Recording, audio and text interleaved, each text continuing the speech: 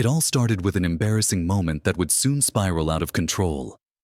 My name is Marcus, 53 years old, and I had just arrived in a small, quiet town in South Carolina to take up the position of the new police chief. I thought this was going to be a smooth transition, but little did I know, the local police officers here had their own way of doing things, one that wasn't exactly welcoming. On my first morning, I decided to take a walk through the town to get a feel for the place. As I strolled down the street, I passed by a small local cafe where two police officers, Jake and Mike, were sitting, laughing loudly. The moment I walked in, I could feel their eyes on me, judging me, sizing me up. It was clear I was a stranger in this town, and I wasn't welcome. I ordered a coffee, played it cool, but I could sense that they were already planning to make me the target of their jokes. As I prepared to leave, one of them, Jake, called out across the room, mocking me, asking if I was lost. I kept my composure, replying I was just passing through. That didn't sit well with them. They continued to taunt me, warning me that strangers don't last long in their town. I brushed it off, but something in the air told me that my new job was going to be anything but easy. The next morning, I decided to clear my head with a run outside of town, but halfway through, I was met by the same two officers, Jake and Mike. This time, they weren't laughing, but the same condescending tone was in their voices. They taunted me again, questioning whether I was really welcome around here. I remained calm, but their words were becoming more and more hostile. As they got closer, I could feel the tension rising. Then they made their move. Without asking for permission, Jake stepped up and began patting me down. This wasn't an accidental encounter. They had planned this, and I knew it. I remained calm, but it was becoming increasingly difficult to ignore their blatant disrespect. They pulled out a random piece of plastic from my pocket, acting as if they had just caught a criminal. That's when they dragged me toward the town square, treating me like I was nothing more than a target for their amusement. Don't forget to subscribe to my channel to see what happens next in this shocking story. They dragged me through the town with no explanation, no questions, just hauling me like a rag doll. The town square, which was usually full of locals going about their morning routines, now had a crowd forming around us. A few people stopped, some curious, others just indifferent, as Jake and Mike set up their little show. It was a spectacle for them. Humiliating me was their idea of fun. With a mock bow, Jake announced to the gathering crowd, "Look at this troublemaker we found, everyone." Mike played along, adding with a smirk, "Yeah, maybe he's got a few tricks up his sleeve." They tied my hands to a lamppost, making sure everyone could see. Some people pulled out their phones, recording what they thought was a funny moment. The whole thing was grotesque, yet they were soaking in the attention, basking in the power they felt over me. What they didn't realize, though, was that they had made a critical mistake. They didn't know who I was. They didn't realize that I wasn't just some random stranger. They were humiliating their new police chief. The scene was absurd, but it was also beyond disturbing. They were treating me like a circus attraction, and I could feel their sense of superiority as they laughed and joked around me. The people who were watching didn't seem too surprised. It seemed like they had seen this kind of behavior before. But what they didn't know was that things were about to change. Jake and Mike were too caught up in their little act to realize how their actions would come back to haunt them. As they strutted around, basking in the mockery, I stood still, silently waiting for the moment when I would make them regret their decisions. The video footage of the incident didn't take long to spread. By the next morning, clips of me tied to the pole were all over the internet. People began to speculate, some thinking I was a drifter who crossed the wrong people, while others questioned why I was treated like this.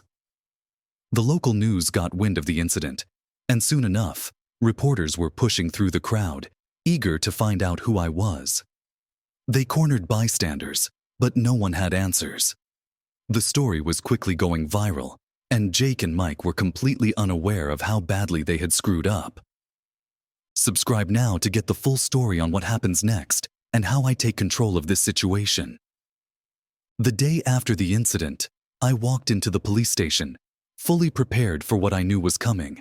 I wasn't just a stranger to these people anymore. I was their new chief. I had a reputation to protect, and I wasn't going to let two officers turn me into a joke. The air in the station was thick with tension as I walked through the doors, and the moment I entered the room, everything fell silent. The other officers were watching me closely, trying to gauge what was going to happen next. Jake and Mike walked in shortly after, still acting like everything was normal. They didn't know what was coming. I could see it in their eyes as they saw me standing there in my full uniform. The cocky smiles they had yesterday were now gone, replaced with panic and confusion. They had no idea that I was the person they had mocked, humiliated, and insulted.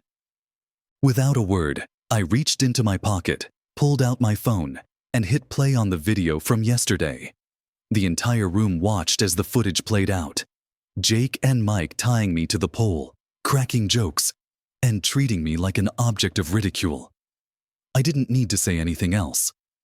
The video spoke for itself. Jake tried to make an excuse, claiming that this was just how things worked around here, that it was a tradition to haze outsiders. I could see that he still thought he was in control. But that's when I interrupted him.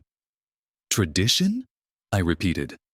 So your tradition is publicly humiliating someone just because they're new?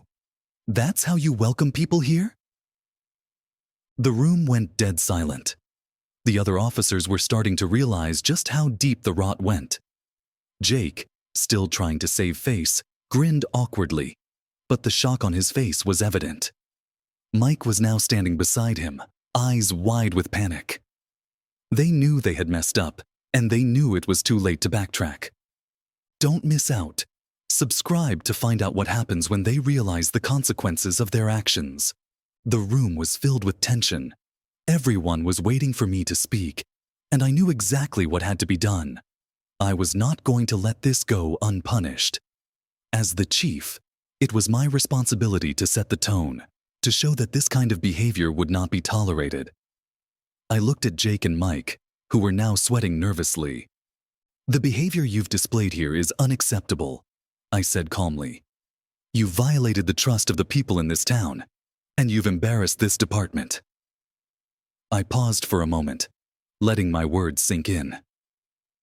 As of right now, you're both fired. There was a stunned silence in the room. Jake and Mike stood there, unable to speak, their faces drained of color. They had no words, no defenses left. I handed them their termination papers right then and there. No dramatic speeches, no further explanations.